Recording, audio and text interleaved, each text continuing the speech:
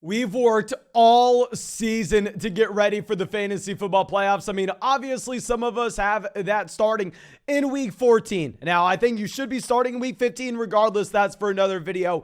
But these are going to be players that are skyrocketing to maybe taking over and winning you your fantasy football playoff stretch. Before we get to anything, though, make sure you go down there, drop a like on this video, subscribe to the channel if you play fantasy football, leave a comment if you have any questions, and if you want to check out any of these player props, you know where you can. You can find those on Underdog Fantasy. The link is in the comment section in the description. When you sign up for Underdog and use promo code FLOCK, they're going to match your first deposit dollar for dollar up to 100. My favorite line for this week is going to be Travis Etienne to have more than 75.5 yards. I know he hasn't gotten there in a few weeks, but I mean, based on the amount of snaps we just had, I think it's probably going to be a pretty safe bet. But I think that should be able to go through. Let's dive into these players. Starting off with a running back that's taken over for about the past 2 months now.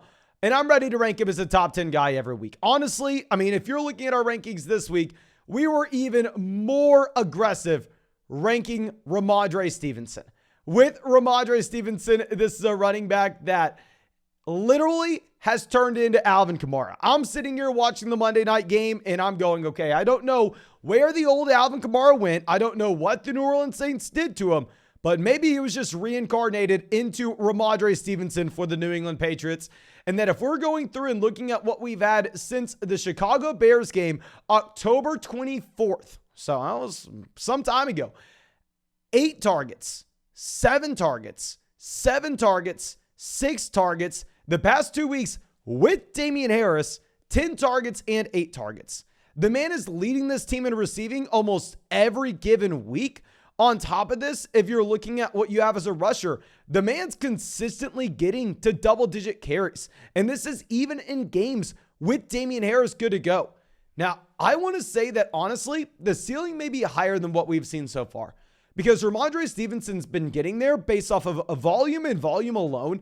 Like, the touchdowns really haven't been there. I mean, the last time he had a rushing touchdown was that Chicago Bears game. So if you continue to see this type of involvement as a pass catcher, from a full PPR standpoint, I think that this is pretty much his floor. I think Rhamondre Stevenson may actually be better for the fantasy football playoffs and could potentially, and I repeat, just potentially, be that top 5 running back in a full PPR league. If you're playing in a non-PPR league, obviously you're going to be less excited, but we talk full PPR here. Now let's go over to someone that was on this video last week, was on this video the week before, was on this video the week before that. Christian Watson is continuing to do it. The impossible, in my opinion. Now, I have Christian Watson in a countless amount of best ball leagues. We weren't drafting Allen Lazard this year. Instead, we were taking Christian Watson like 100 picks later. Good call on my part. But if we're looking at Christian Watson, I thought there was no way he was going to keep this up. Over the past 2 weeks, we've said, oh, Christian Watson, you can start him. Don't get excited. He's probably going to regress. The man continues to score touchdowns at an unbelievable clip. I'm literally speechless.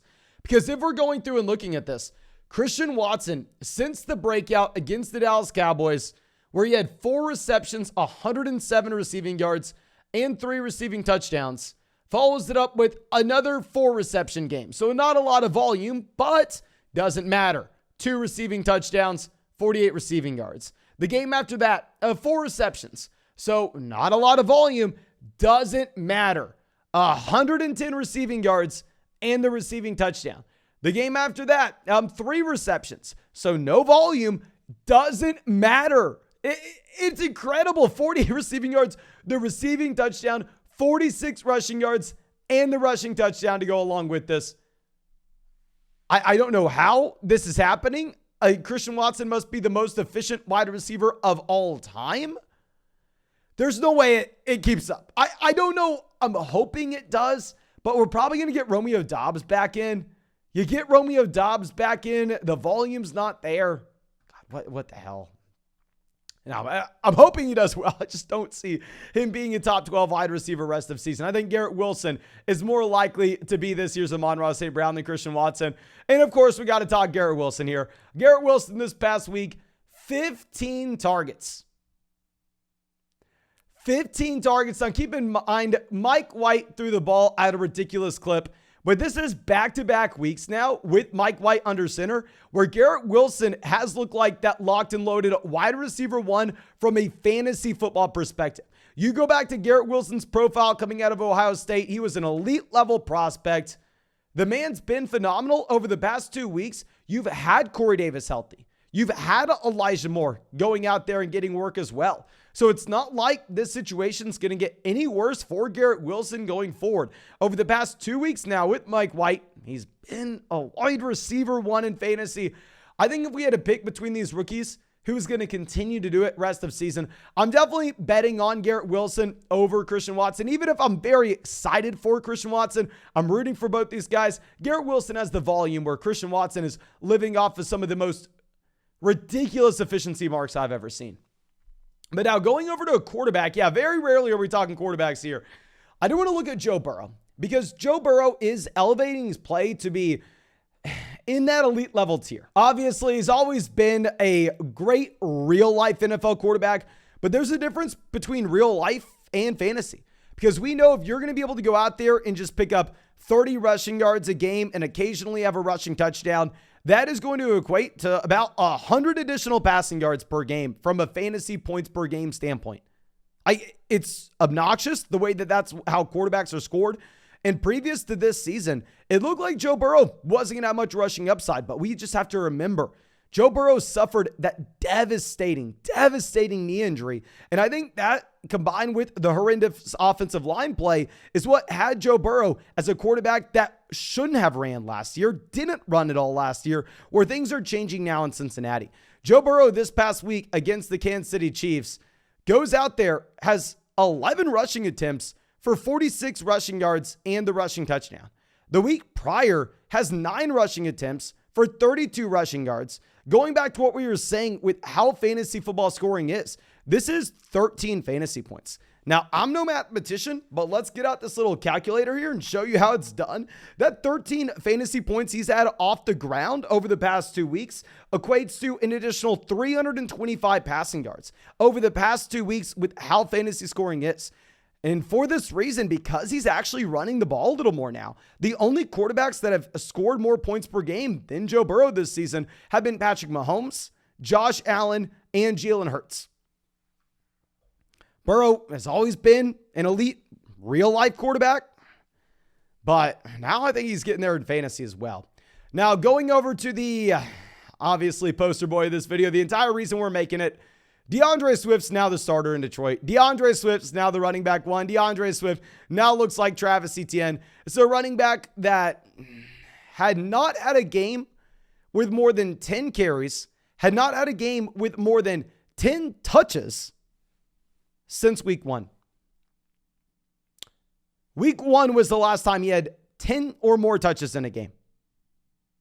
This past week, you get 14 rush attempts. You also get 6 targets out of the backfield for 20 potential opportunities for DeAndre Swift.